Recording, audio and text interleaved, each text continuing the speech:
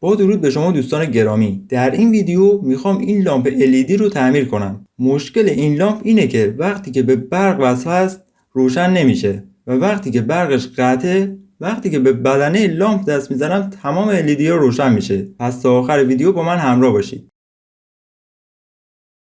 از اونجایی که تمام LED ها روشن میشدن پس سالمن. پس من کاری به برد LED ندارم و فقط برد تغذیه رو تست میکنم. و از اونجایی که این لامپ 4 تا پایه داره پس من پراپ مشکی رو به منفی و پراپ قرمز رو به 3 پایه دیگه و ولتاژ هر کدوم رو اندازه میگیرم.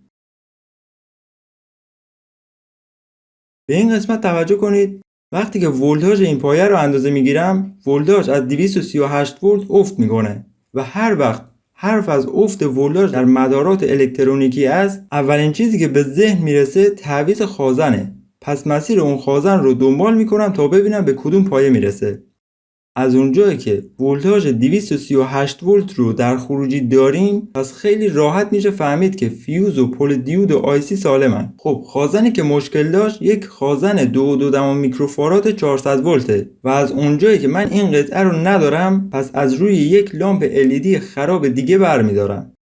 اگر هنوز سابسکرایب نکردی حتما سابسکرایب کن و اگر نظر یا پیشنهادی داشتی حتما اون رو کامنت کن. خب بعد از تعویض خازن معیوب برد LED رو روی برد تغذیه لحیم میکنم.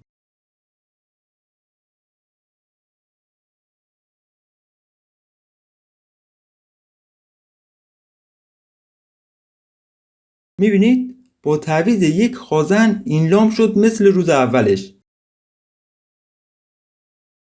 حالا میخوام بدنه سالم این لامپ رو با این یکی لامپ تعویض کنم.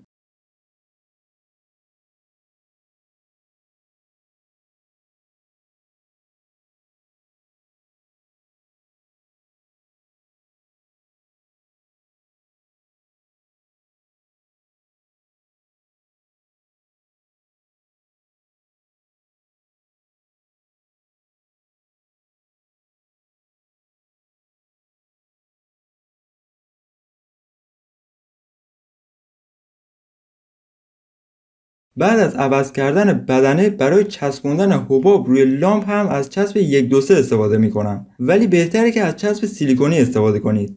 ممنون که تا آخر این ویدیو با من همراه بودید. اگر از این نوع ویدیو خوشتون میاد حتما کانال رو سابسکرایب کنید و اگر از این ویدیو خوشتون اومد حتما ویدیو رو لایک کنید و اگر نظر یا پیشنهادی داشتید حتما اون رو کامنت کنید. تا ویدیوی بعد بدرود.